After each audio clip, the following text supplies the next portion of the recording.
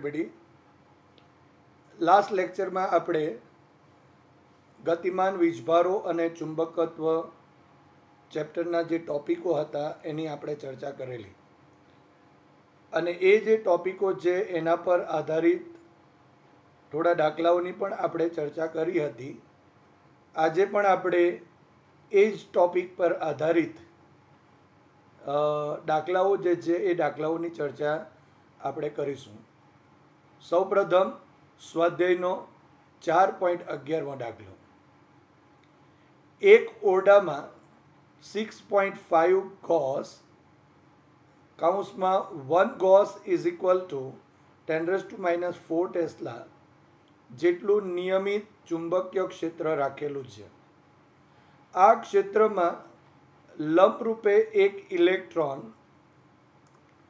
4.8 × 10⁶ metre પર second ઝડપે છોડવામાં આવે છે.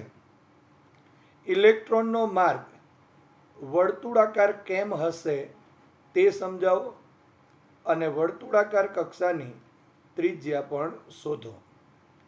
અહીં E is equal to 1.6 × 10⁻⁹ coulomb અને Me is equal to 9.1 × 10⁻31 kilogram જે આપેલ છે. તો સૌપ્રથમ અહીં આપણે દાખલામાં જોઈ શકાય છે 6.5 ગોસ આપેલ છે. અહીં 1 gauss is equal two 10⁻⁴ tesla પણ આપેલું છે, E આપેલ છે અને Me આપેલ છે.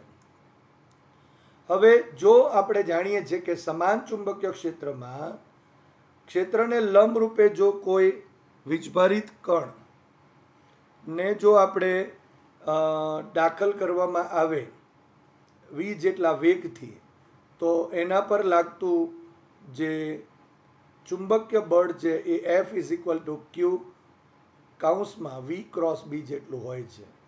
અહીં આપણને ઇલેક્ટ્રોન આપેલ છે જે વીજભારિત કણ છે તે માટે અહીં સમાન ચુંબકીય ક્ષેત્રમાં ક્ષેત્રને લંબરૂપે દાખલ થતા ઇલેક્ટ્રોન પર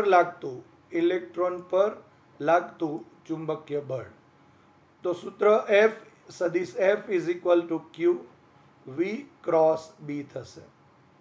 હવે F નું મૂલ્ય જો કહીએ તો is equal two QVB sin θ થશે કારણ કે અહીં ક્રોસ પ્રોડક્ટ છે.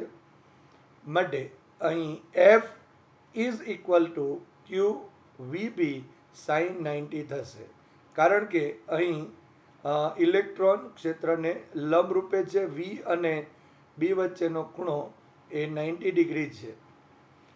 અહીં sin 90 એટલે 1 થશે માટે F is equal two QVB થશે જે અહીં ચુંબકીય બળનું મૂલ્ય થયું.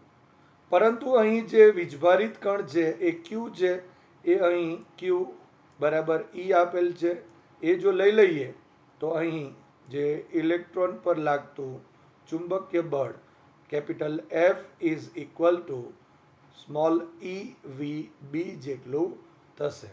ધારો કે એને આપણે સમીકરણ નંબર 1 કહી દઈએ.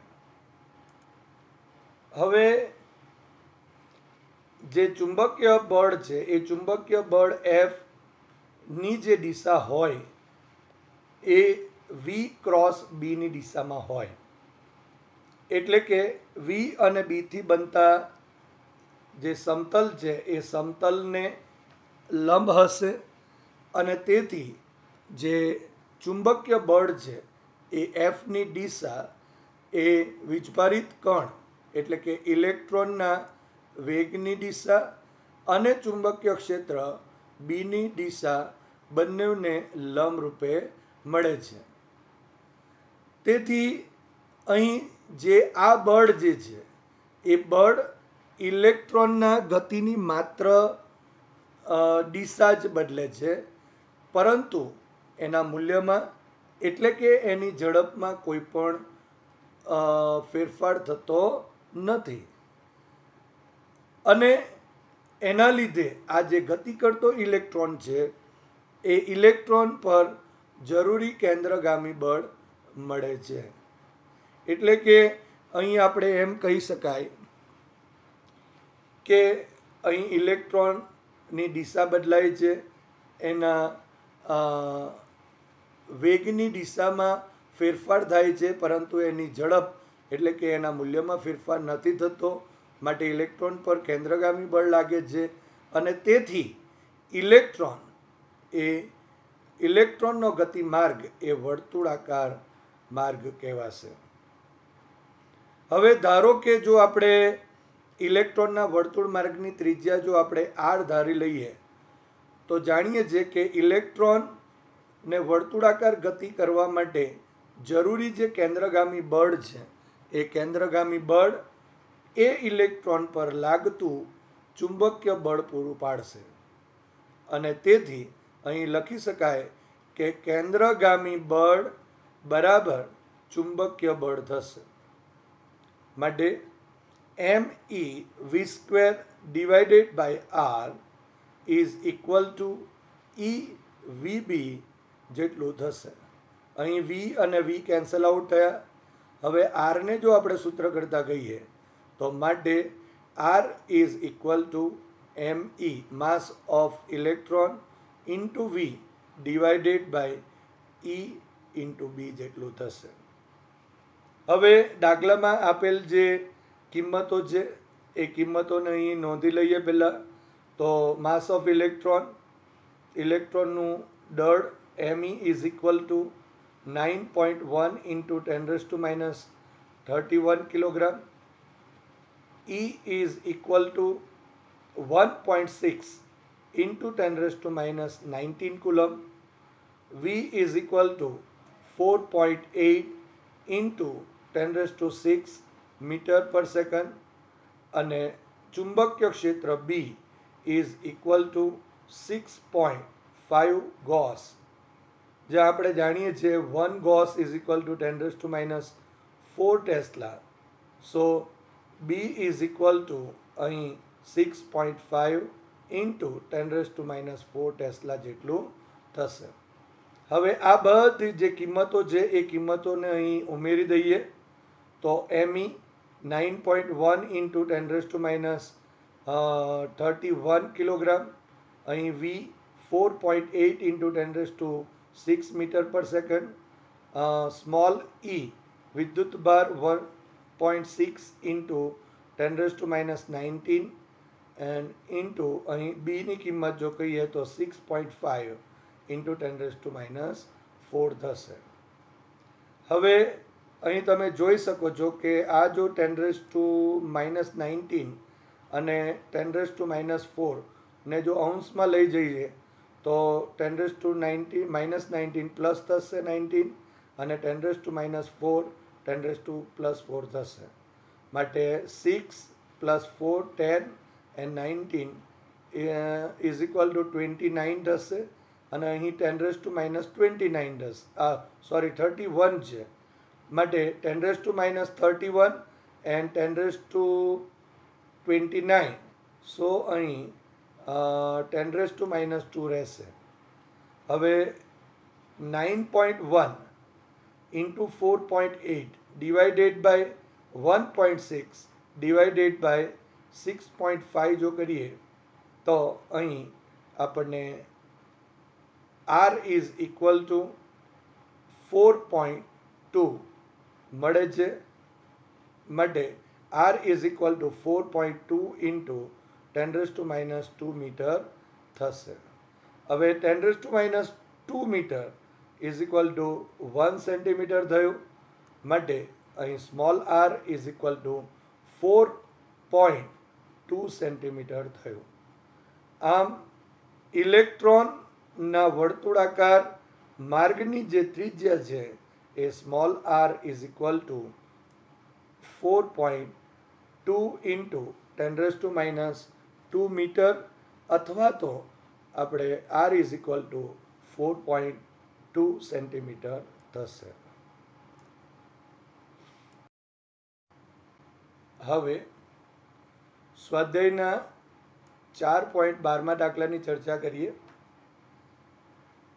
સ્વાધ્યાયના 4.11 દાખલામાં વર્તુળાકાર કક્ષામાં ઇલેક્ટ્રોનના ભ્રમણની આવૃત્તિ શોધો. શું આ જવાબ ઇલેક્ટ્રોનની ઝડપ પર આધાર રાખે છે? સમજાવો.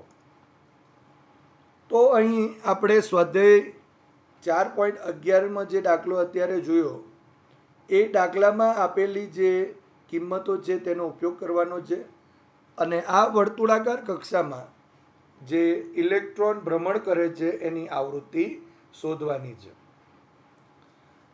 હવે આવૃત્તિ શોધવા માટે સૌપ્રથમ આપણે સૂત્રની ચર્ચા કરીએ. ધારો કે ઇલેક્ટ્રોનની વર્તુળાકાર કક્ષામાં પરિભ્રમણ જે થાય છે એની આવૃત્તિ ધારો કે f છે. હવે અહીં વર્તુળાકાર ગતિ માટે જરૂરી કેન્દ્રગામી બળ એ ચુંબકીય બળ પૂરું પાડે છે. સો કેન્દ્રગામી બળ ઇઝ ઇક્વલ ટુ ચુંબકીય બળ થશે. માટે M E V square divided by R is equal to E V B થશે. હવે અહીં વી અને વી એક કેન્સલ આઉટ થશે. માટે M E V divided by R is equal to E B જેટલું થશે. હવે આપણે જાણીએ છીએ કે આ જે વી છે રેખીય વેગ એ V is equal to R omega થાય, જ્યાં આર એ વર્તુળાકાર માર્ગની ત્રિજ્યા અને ઓમેગા એ કોણીય આવૃત્તિ છે. માટે અહીં વીની કિંમત ઉમેરી દઈએ તો M E divided by R into વીની કિંમત R into omega is equal to E V જેટલું થશે. માટે અહીં આર અને આર કેન્સલ આઉટ થયા. માટે એમ ઈ કૌંસમાં 2 પાઈ એફ જેટલું થશે જે ઓમેગા છે. અહીં 2 પાઈ એફ થશે is equal to E into B જેટલું થાય, કારણ કે omega is equal to 2 pi F છે. હવે અહીં એફ આવૃત્તિને સૂત્ર કરતા કરીએ. માટે એફ ઇઝ ઇક્વલ ટુ આ ઈબી થશે અને ડિવાઇડેડ બાય અહીં આ 2 પાઈ એમ ઈ છેદમાં જશે. માટે ઈબી ડિવાઇડેડ બાય 2 પાઈ એમ ઈ થશે, જે સમીકરણ નંબર 1 છે. હવે આપેલ જે કિંમતો છે તેમાં E is equal to 1.6 into 10⁻⁻19 coulomb, B is equal to 6.5 gauss એટલે કે 6.5 ઇન્ટુ 10⁻⁴ ટેસ્લા અને ઇલેક્ટ્રોનનું દળ M E is equal to 9.1 into 10⁻31 kilogram જેટલું થશે. તો આ બધી કિંમતો આપણે ઉમેરી દઈએ. માટે small F is equal to અહીં ઈની કિંમત 1.6 ઇન્ટુ 10⁻19 કુલમ ઇન્ટુ બીની કિંમત 6.5 into 10⁻⁴ tesla divided by 2 into પાઈની કિંમત 3.14 ઇન્ટુ અહીં એમઈ નું મૂલ્ય મૂકીએ તો 9.1 ઇન્ટુ 10⁻31 કિલોગ્રામ થશે. હવે અહીં તમે જોઈ શકો છો કે આ 10⁻31 ને જો અંશમાં લઈ જઈએ, -10⁻31 ને અંશમાં લઈ જતા 10⁻+31 થશે અને અહીં 10⁻19 અને 10⁻⁴, સો 10⁻23 થશે. માટે અહીં 10⁻31 ઇન્ટુ 10⁻23, સો બાકી રહેશે 10⁸ અને અહીં 1.6 into 6.5 divided by 2 divided by 3.14 divided by 9.1 જો કરીએ તો અહીં આપણને 0.18198 મળે છે. માટે અહીં F is equal two 0.1819 in 8 into 10⁸ જેટલું થશે. માટે f ઇઝ ઇક્વલ ટુ, હવે આ જે દશાંશ ચિહ્ન છે એને જો આપણે અહીં બે સ્ટેપ જો જમણી બાજુ ખસેડીએ તો અહીં 10⁻² થશે અને આ 10⁸, સો 10⁶ રહેશે. માટે f is equal two 18.198 into 10⁶ hertz થશે. હવે અહીં 10⁶ જે હર્ટ્ઝ છે એ 10⁶ hertz is equal to 1 megahertz થાય. માટે f is equal two 18.198 mega hertz જેટલું થશે. આમ આ જે f નું મૂલ્ય છે એ વર્તુળાકાર કક્ષામાં ગતિ કરતા ઇલેક્ટ્રોનના પરિભ્રમણની જે આવૃત્તિ છે એ આવૃત્તિ એ 18.198 મેગા હર્ટ્ઝ જેટલી થશે. હવે આ જે આવૃત્તિ છે એ આવૃત્તિ અને ઝડપ વચ્ચેનો જો સંબંધ કહીએ તો સમીકરણ 1 પરથી તમે જોઈ શકો છો કે અહીં આવૃત્તિનું જે સૂત્ર છે એ આવૃત્તિના સૂત્રની અંદર ઝડપનું પદ નથી અને તેથી આપણે એમ કહી શકાય કે આ જે આવૃત્તિ છે એ આવૃત્તિ એ ઇલેક્ટ્રોનના ઝડપ પર આધારિત નથી એમ આપણે કહી શકાય. હવે ઉદાહરણ નંબર 4.2 જોઈએ. જો ચુંબકીય ક્ષેત્ર ધન y અક્ષને સમાંતર હોય અને વિદ્યુતભારિત કણ ધન x અક્ષ પર આકૃતિમાં દર્શાવ્યા મુજબ ગતિ કરતો હોય તો એ ઇલેક્ટ્રોન એટલે કે ઋણ વિદ્યુતભાર અને પ્રોટોન બી પ્રોટોન ધન વિદ્યુતભાર પર કઈ દિશામાં લોરેન્ઝ બળ લાગશે. હવે તમે અહીં જોઈ શકો છો, આપણે સૌપ્રથમ આકૃતિ સમજી લઈએ કે અહીં જે વીજભારિત કણ છે એ ધન એક્સ અક્ષની દિશામાં v જેટલા વેગથી ગતિ કરી રહ્યો છે. અહીં જે ક્રોસની નિશાની કરેલ છે એ ચુંબકીય ક્ષેત્ર જે ધન y અક્ષની દિશા દર્શાવેલ છે અને તે અંદરની તરફ છે અને અહીં જે z અક્ષની દિશા છે એ દર્શાવેલ છે. હવે y અક્ષની દિશામાં ચુંબકીય ક્ષેત્ર એટલે કે અંદરની તરફ ચુંબકીય ક્ષેત્ર છે, vની દિશા એ x અક્ષની દિશામાં છે. માટે અહીં આપણે કહી શકાય કે કણનો વેગ v ઇઝ ઇક્વલ ટુ એનું મૂલ્ય અને એની દિશામાંનો એકમ સદિશ અહીં x અક્ષ પર છે માટે અહીં i કેરેટ લીધેલ છે. હવે ચુંબકીય ક્ષેત્ર b ઇઝ ઇક્વલ ટુ એનું મૂલ્ય અને એની દિશામાંનો એકમ સદિશ અહીં ચુંબકીય ક્ષેત્ર y અક્ષને સમાંતર છે માટે અહીં j કેરેટ લીધેલ છે. માટે જે વીજભારિત કણ છે એના પર લાગતું લોરેન્ઝ બળ એ FL is equal two QE plus Q કૌંસમાં V ક્રોસ B જેટલું થશે. પરંતુ અહીં માત્ર ચુંબકીય ક્ષેત્ર આપેલ છે અને જો એ માત્ર ચુંબકીય ક્ષેત્ર જો આપેલ હોય તો એનો મતલબ કે અહીં વિદ્યુત ક્ષેત્ર શૂન્ય થશે અને જો વિદ્યુત ક્ષેત્ર શૂન્ય થાય તો વિદ્યુત ક્ષેત્રને લીધે લાગતું જે વિદ્યુત બળ છે એ પણ શૂન્ય થશે એટલે કે અહીં Q into E is equal to અહીં 0 થશે.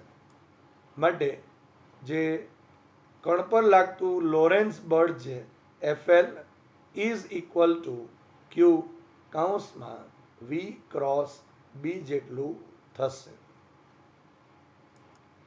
માટે FL is equal two Q કૌંસમાં સદિશ V ને જગ્યા પર આપણે વી આઈ કેરેટ લીધું છે ક્રોસ અહીં સદિશ બી એટલે કે બી જે કેરેટ થશે માટે FL is equal to Q V બી અને કૌંસમાં આઈ ક્રોસ જે થશે પરંતુ ક્રોસ પ્રોડક્ટમાં આપણે જાણીએ છીએ કે આઈ ક્રોસ જે ઇઝ ઇક્વલ ટુ કે થાય છે એટલે કે આ જે કે કેરેટ છે એ ઝેડ અક્ષની દિશામાંનો ધન ઝેડ અક્ષની દિશામાંનો એકમ સદિશ છે માટે હવે આ કૌંસના બદલે આપણે કે કેરેટ લખીશું માટે FL is equal to Q VB into કે કેરેટ થશે આમ આ જે વીજભારિત કણ છે એના પર લાગતું લોરેન્સ બળ એફએલ સદિશ is equal to Q VB કે કેરેટ સદિશ કે કેરેટ જેટલું થશે ધારો કે એને આપણે સમીકરણ નંબર 1 કહીએ પણ અહીં તમે જોઈ શકો છો કે આપેલ જે આકૃતિ છે એ આકૃતિ મુજબ જે વીજભારિત કણ છે એના પર લાગતું જે લોરેન્સ બળ છે એ ધન ઝેડ અક્ષની દિશામાં છે અને બીજી એક વસ્તુ કે એ દિશા આપણે અહીં વી ક્રોસ બીથી બી માટે જો આપણે કેવું હોય તો કણ પર લાગતું જે બળ એ જમણા હાથના જે સ્ક્રૂનો નિયમ છે એ સ્ક્રૂના નિયમ મુજબ અથવા તો જમણા હાથના અંગૂઠાના નિયમ પરથી પણ આ જે કણ પર લાગતું બળની જે દિશા છે તે નક્કી કરી શકાય હવે ક્વેશ્ચન એ કે ઇલેક્ટ્રોન પર લાગતું લોરેન્સ બળ કેટલું હશે તો ઇલેક્ટ્રોન પર લાગતું લોરેન્સ બળ જો હવે આ સમીકરણ 1 નો ઉપયોગ કરીએ તો FL is equal to Q V B K caret થશે પરંતુ ઇલેક્ટ્રોન માટે અહીં વિદ્યુતભાર Q is equal to minus E થશે માટે FL is equal to minus E V B K caret થાય માટે અહીં FL is equal to E VB કૌંસમાં માઇનસ કે કેરેટ થશે એટલે કે અહીં જે લોરેન્સ બળ છે એ લોરેન્સ બળ ઋણ ઝેડ અક્ષની દિશામાં હશે એટલે એમ કહી શકાય કે ઇલેક્ટ્રોન પર લાગતું લોરેન્સ બળ એ એફએલ ઇઝ ઇક્વલ ટુ સદિશ FL is equal to E VB અને માઇનસ કે કેરેટ જેટલું થશે અને એની દિશા એ ઋણ ઝેડ અક્ષની દિશામાં હશે હવે ક્વેશ્ચન બી કે પ્રોટોન પર લાગતું લોરેન્સ બળ તો સમીકરણ 1 પરથી FL is equal to Q VB અને કે કેરેટ થશે માટે પ્રોટોન માટે તો ક્યુ ઇઝ ઇક્વલ ટુ એ લેવાશે માટે એફએલ સદિશ is equal to E V બી અને કે કેરેટ થશે એટલે કે આ જે બળ છે એ બળ ઝેડ અક્ષની દિશામાં હશે એટલે એમ કહી શકાય કે પ્રોટોન પર લાગતું જે લોરેન્સ બળ છે એ લોરેન્સ બળ FL is equal to E VB કે કેરેટ જેટલું અને એની દિશા એ ધન ઝેડ અક્ષની દિશામાં હશે હવે ઉદાહરણ નંબર 4.1 જોઈએ 200 ગ્રામ દળનો અને 1.5 મીટર લંબાઈનો એક સીધો તાર 2 એમ્પિયર વિદ્યુત પ્રવાહ ધરાવે છે તેને સમક્ષિતિજ અને સમાન ચુંબકીય ક્ષેત્ર બીમાં આકૃતિમાં દર્શાવ્યા અનુસાર હવામાં લટકતો રાખેલ છે તો ચુંબકીય ક્ષેત્રનું મૂલ્ય કેટલું હશે તો એનો ઉકેલ જોઈએ સૌપ્રથમ આપણે આકૃતિ સમજી લઈએ અહીં આપણને આ એક એલ લંબાઈનો આ જે એલ લંબાઈ છે એ એલ લંબાઈનો અહીં એક સીધો તાર આપેલ છે કે જેમાંથી I જેટલો વિદ્યુત પ્રવાહ પસાર થાય છે. હવે આ તારની લંબાઈ જો એલ જેટલી છે અને જો ધારો કે આ તારનું દળ જો ધારો કે સ્મોલ એમ જેટલું હોય તો આ જે તાર છે એ તાર પર અધો દિશામાં એટલે કે નીચેની તરફ એક ગુરુત્વાકર્ષી બળ લાગશે અને એનું મૂલ્ય Fg is equal two mg જેટલું થશે.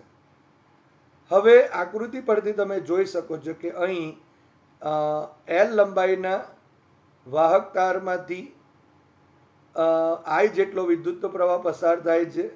માટે અહીં IL સદિશની દિશા એ આ તરફની એટલે કે I ની દિશામાં હશે અને જે ચુંબકીય ક્ષેત્ર છે એ આ જે આપણા પાસે તાર છે એ તારનું જે આ પૃષ્ઠ છે એ પૃષ્ઠને લંબ અહીં અંદરની તરફ જતી દિશામાં દર્શાવેલ છે.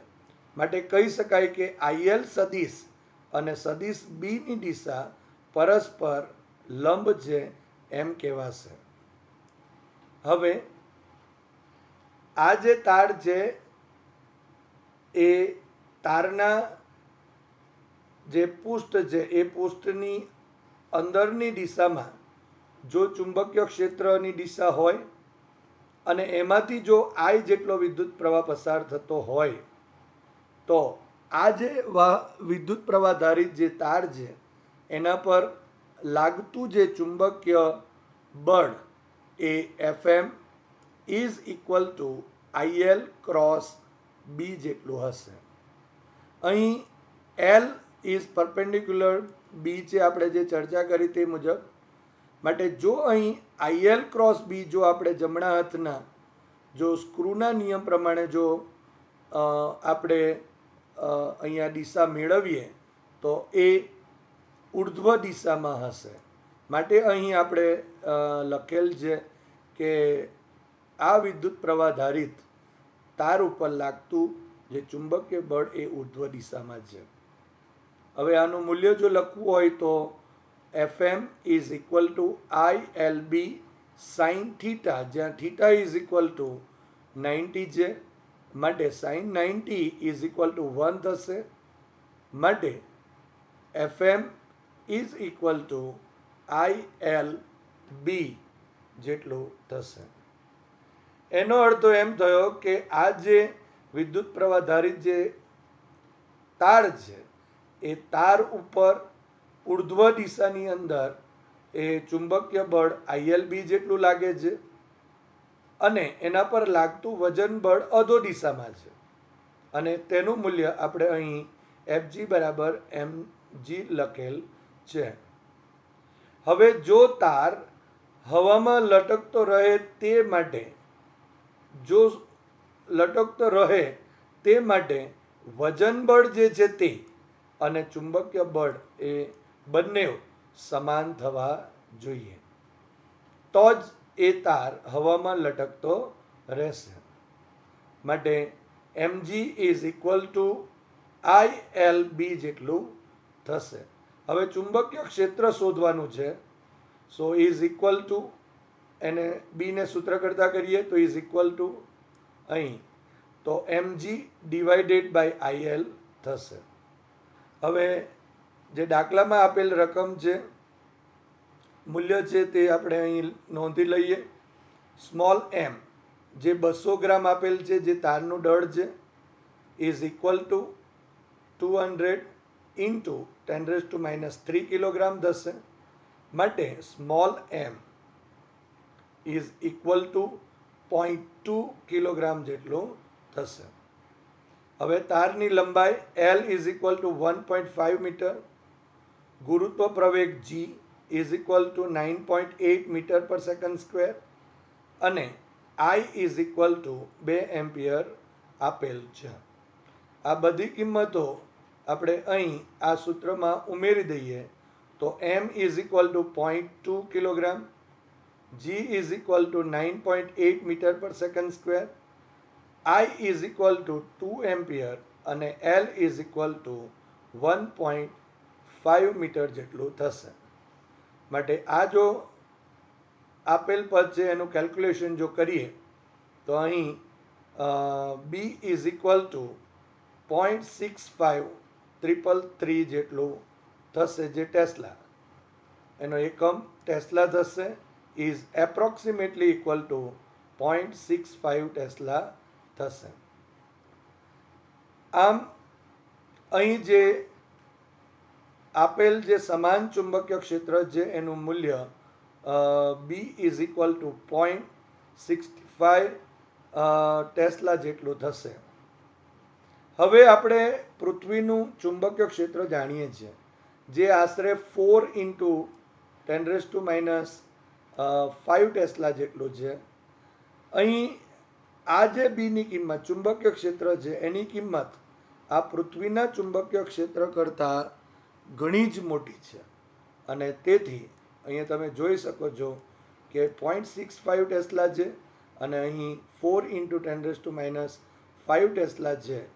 માટે પૃથ્વીનું ચુંબકીય ક્ષેત્ર ઘણું જ નાનું હોવાથી આપણે અહીં આ પરિસ્થિતિમાં ચુંબકીય ક્ષેત્ર પૃથ્વીના ચુંબકીય ક્ષેત્રને અવગણેલ છે.